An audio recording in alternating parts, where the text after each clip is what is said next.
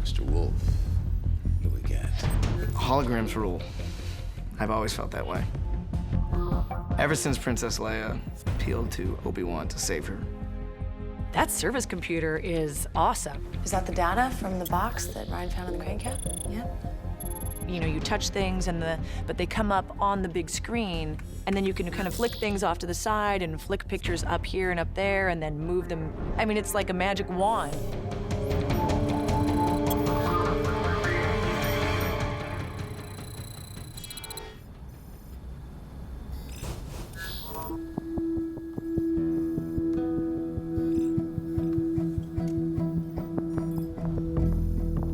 End of season 5, the writers wrote a scene in the AV lab which had the whole AV lab just spinning around, where every direction that you looked, there was lights going on and visual references. 911, what's your emergency? We weren't able to accomplish that at the end of season 5, but with that on our slate to build this for season 6, and we looked hard and long at new technology, and right in front of us was our new AV lab. So one of the new innovations for the visual effects plate, if you will, is the AV lab, which that was introduced last season, and we're trying to amplify that look this year. This is a whole lab that is completely virtual. So when we walk in there and we do our filming, there's nothing on the walls. There's no playback monitors, which was kind of the standard in years past. Now it's just glass walls and a glass surface computing table with no images whatsoever. Larry Detwell and the visual effects team, they have made it look and work better than we ever hoped. Our what-ifs are almost limitless, because it's, well, Larry can give us that. From photo stitching, to the facial recognition, to the nature of surface computing, to downloading a camera by placing it on the table, all of that is within this environment. I got a phone call that said, how can we actually achieve getting this photography done with this room that is going to need, you know, compositing for every single shot. So Larry came in and came up with his ideas how we can make this all photographable and reachable in the time constraints that we're under. And our production designer, Carrie Myers, built a phenomenal room. The one thing that was kind of a challenge when I looked at how they wanted to design the room is we have redundant glass. So if they have a moving camera, then we have to deal with compositing the image on the front glass, which is the wall of the room, and the glass that's right in front of them, which is basically the monitors that are connected with the computer table.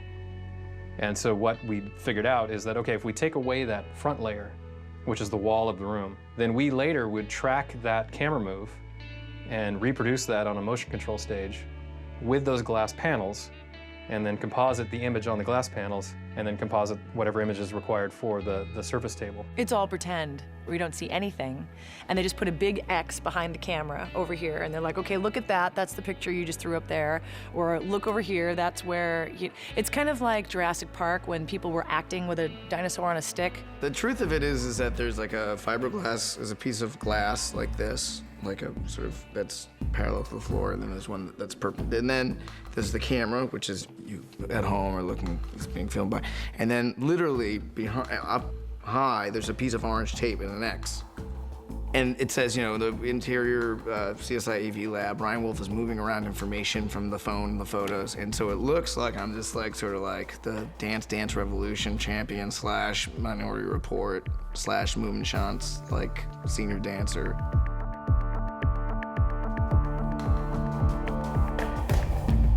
Great, cut quick. Cutting. Check it, please. My job as a director is sort of take them through the stages of what, you know, what's transpiring in the scene. I think it's actually harder for the actor than for the director, in the sense that when you're directing something, you have to sort of pre-visualize it all in your head anyway, or storyboard it. So when I come on to set, I'm prepared for it, but they're coming on cold. I mean, they've read it, but then to have to interact with a piece of tape on a C-stand, that's a whole different animal. The actors are pretty amazing. They're pretty, you know, slick as far as, you know, coming into this new space with actually nothing to interact with, and they seem to quickly figure it out. Hi, I just got the 911 tape from Eric. Are we looking for something specific? I'm a little short for the table. I mean, the table comes like here on me. They have to stand me on all these boxes to even get up there. And sometimes I like to sneak in an extra one if I'm with Jonathan Togo, so I appear a lot taller than he is. And then he figures it out and gets mad. They gave me a little bit of the surface computing to do, and I think I was too flourishy. I was like, and there you go. So now they leave it to the dudes. God, Dave, what is taking you so long? What's the matter? Is the learning curve too steep for you? Having an iPhone helped, actually. You know, just with some of the hand movements and realizing, okay, you know, if you want to make the image bigger, if you want to compress the image or slide it along, the mechanics of an iPhone are very similar. A lot of times it's just pictures, bringing one picture in and trying to match them up, or, you know, video things and splicing. It's fascinating. It's awesome. The art is to be able to stare at it and just sort of like zone out. And then I just let the post-production wizards do the best.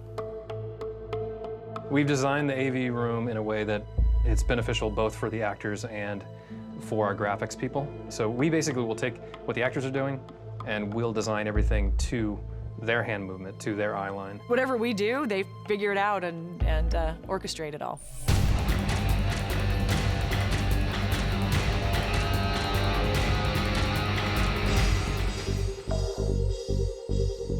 Basically, what we're trying to do in visual effects here is help tell the story. And so what we do is tell story points, and it kind of looks like splashy graphics, but they usually don't include anything that's not important to telling the story. The design starts from what is the story, first of all? You know, what are our characters in that room looking for? Larry will first go out and shoot a bunch of the elements for us, as well as first unit and any other graphics that we need. Then we'll get everything and bring it all in together, and what we do is composite. It's called compositing, which means we collect all of that stuff and we put it together into one shot to make it feel seamless. So we've got the normal footage, so we need to fill all of these monitors. So this one in the foreground, the table that they're working on, the monitors in front that are attached to the table, as well as this wall in the background. So to sort of recreate that 3D pan, we split it up into 3 chunks to give you kind of the wraparound feel. This is going to be like the toolbar and that kind of stuff. So adding buttons, so we've got playback option tools, the general stuff that you would see on a computer that they're going to have to use. So once that's in, then we can put it on top of everything so it feels like it's one. Then kind of warp it to make it feel as if it's in sort of that 360 pan. So then we take our background element, or the first unit footage that was shot, and then we start adding stuff on top of it. The back wall on the right, the back wall in the center, the back wall on the left, the surface table, then the 3 monitors that are in front of them, then the foreground monitors that are behind them that show the reverse of what we're looking at on the wall. Little ball camera thing is also seeing behind them as well, so as it turns, then they rotate sort of opposite of each other. And we have to create the move for the foreground stuff as well as the stuff on the wall. So once that's done and that's assembled, then we can start doing the roto, which is basically taking them off of their background and then cutting out each part of them, from the shoulders to the head to the hair to the outside of the monitor glass. Then we can take that and add them on top, doink. So then stuff on the wall actually comes out looking as if it's behind them, and the stuff in the foreground looks like it's in front of them, as it would be naturally. And there you have the final shot that looks like this.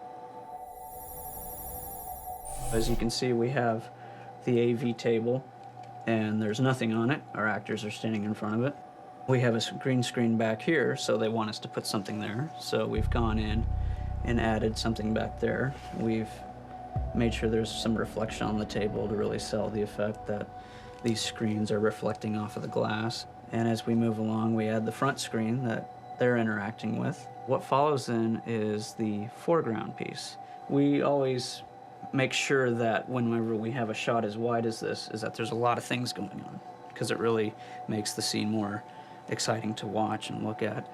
And then these are just the side panels that are being added to give it a feeling that it's a real kind of a curvature. And so that's essentially what the final shot will end up looking like when it's still.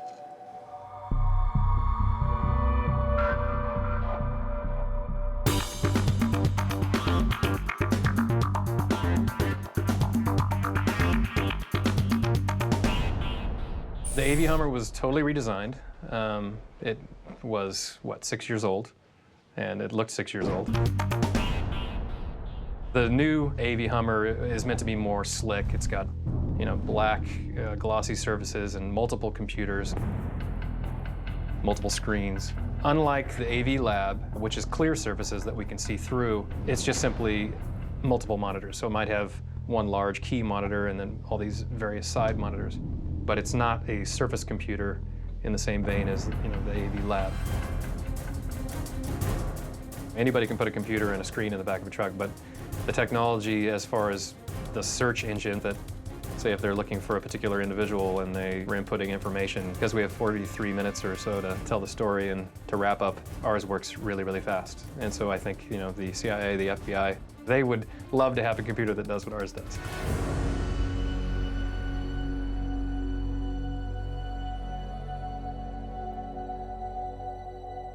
Since we're never going to play back a graphic in the AV Hummer, due to the fact that it's a daylight exterior, the exposure on those monitors is never going to hold up.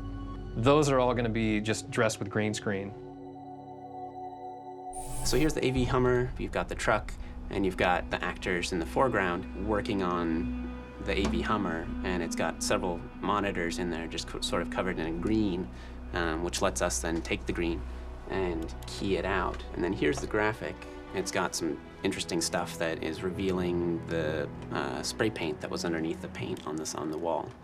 So we'll take that and we'll take the original footage, and what we'll do is we'll take and we'll select the green and just key out that specific area. So we're able to take and select the color green because it's different from skin tone and it's different from most of stuff in a normal scene. So we're able to key this and get this nice edge around the actor so he can move around in front of that, and that's transparent, and we can put whatever we want between that.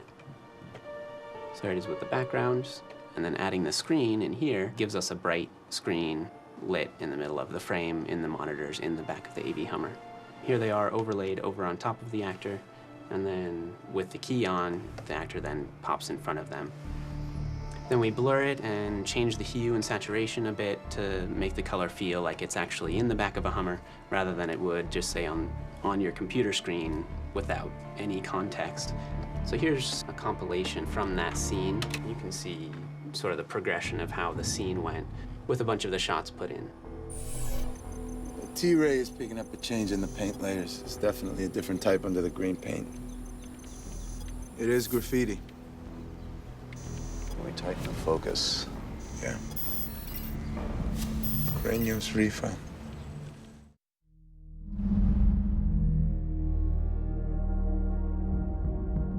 If I get a new script, first thing I look for is an AV scene, to be honest, because that's gonna immediately mean that our show is doubled in, you know, the amount of work that we're gonna do.